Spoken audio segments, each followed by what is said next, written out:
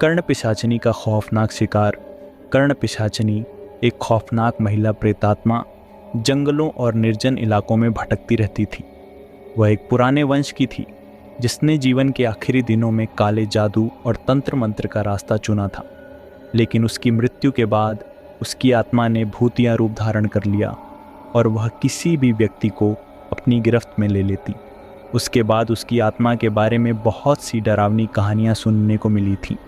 शिवम, एक युवा लड़का जिसने इन कहानियों को सिर्फ सुनकर ही डर महसूस किया था, ने फैसला किया कि वह इन अफवाहों की सच्चाई जानने के लिए खुद जंगल में जाएगा। शिवम का मानना था कि ये सब केवल अंधविश्वास थे और कुछ नहीं। एक रात शिवम ने अपने दोस्तों के साथ एक छोटे से गांव से बाहर निकलने की योजना बनाई। रात का समय था और वे सभी पहाड़ी रास्तों पर चलते हुए जंगल के करीब पहुंचे। हवा की खामोशी और चारों ओर फैली अंधेरी रात ने उन्हें डर के बजाय उत्साहित कर दिया। लेकिन जैसे ही वे जंगल में घुसे, एक अजीब सी शांति ने उन्हें घेर लिया। अचानक एक हल्की सी आवाज़ आई, तुम यहाँ क्यों आए हो? यह आवाज़ इतनी तीव्र और शीतल थी कि सबका दिल कांप गया। शिवम और उसके दोस्त ये समझ नहीं पाए कि यह आवाज़ कहाँ से आई। वे धीरे धीरे आगे बढ़े, लेकिन तभी उनकी नज़र एक सफ़ेद चादर पहने हुए एक महिला पर पड़ी जो उन्हें दूर से घूर रही थी। उसकी आंखें शून्य में खोई हुई थीं और चेहरा भी अस्पष्ट था। शिवम ने सोचा ये एक और आम भूतिया घटना होगी, लेकिन फिर अचानक महिला ने अपनी आंखें खोली और एक भयंकर चीख मारी। यह थी कर्ण पिशाचिनी की शुरुआत। कर्ण पिशाचिनी की आत्मा ने शिवम और उसके दोस्तों को अपनी गिरफ्त में ले लिया। जैसे ही उसने अपनी झपट्टे की ओर बढ़ने की कोशिश की, वे दौड़ते हुए जंगल में भागने लगे। यह एक खौफनाक पीछा था जिसमें कर्ण पिशाचिनी अपनी तेज़ दौड़ और काले जादू से उनका पीछा कर रही थी। लेकिन शिवम और उसके दोस्त किसी तरह जंगल के बीच में एक पुरानी हवेली में छुप गए थे। हवेली में घुसते ही उन्होंने महसूस किया कि यह जगह बहुत ही सुनसान और डरावनी थी। दीवारों पर अजीब सी आकृतियाँ उकेरी हुई थीं और ज़मीन पर सफ़ेद चौक से कुछ लिखे हुए थे। वे यह समझ नहीं पा रहे थे कि यह सब क्या था, लेकिन तभी एक और रहस्यमयी आवाज़ आई, तुमसे जो पूछा गया था, क्या तुम उसका उत्तर दोगे? वे सब एकदम सन्न रह गए। यह आवाज़ कर्ण पिशाचिनी की थी।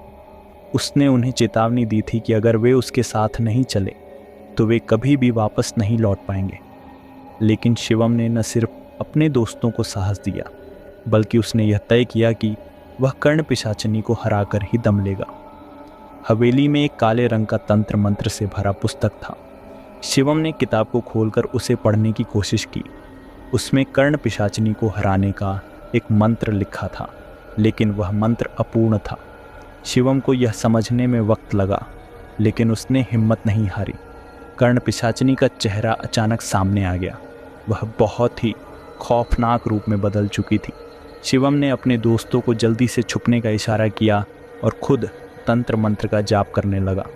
लेकिन जैसे ही शिवम ने मंत्र पूरा किया, हवेली की दीवारों से अजीब सी आवाज़ें आने लगीं।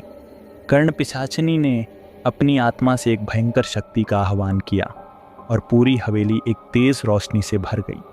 लेकिन तभी शिवम के सामने एक चमत्कारी दृश्य हुआ। मंत्र का पूरा असर होने से पहले ही हवेली के बाहर एक तेज बर्फीली हवा आई और कर्ण पिशाचिनी की शक्ति को पूरी तरह नष्ट कर दिया। उसकी चीखों के साथ ही वह हवा के झोंके में विलीन हो गई। जैसे ही कर्ण पिशाचिनी की आत्मा का खात्मा हुआ, हवेली की दीवारें टूटने लगीं और शिवम और उसके दोस्त एक सुरक्षित स्थान पर पहुंच गए। वह सभी हैरान थे कि कैसे सब कुछ ठीक हो गया। शिवम को एहसास हुआ कि वह केवल अपनी हिम्मत से ही कर्ण पिशाचिनी का सामना कर सकता था, लेकिन उसे यह भी समझ में आया कि कभी कभी हमें एक चमत्कारी हस्तक्षेप की ज़रूरत होती है। अंत में शिवम और उसके दोस्तों ने गांव लौटने का फैसला किया, लेकिन अब उनके दिल में एक नई समझ थी। कभी भी अंधविश्वास को हल्के में नहीं लेना चाहिए और अपने साहस से ही किसी भी भय का मुकाबला किया जा सकता है।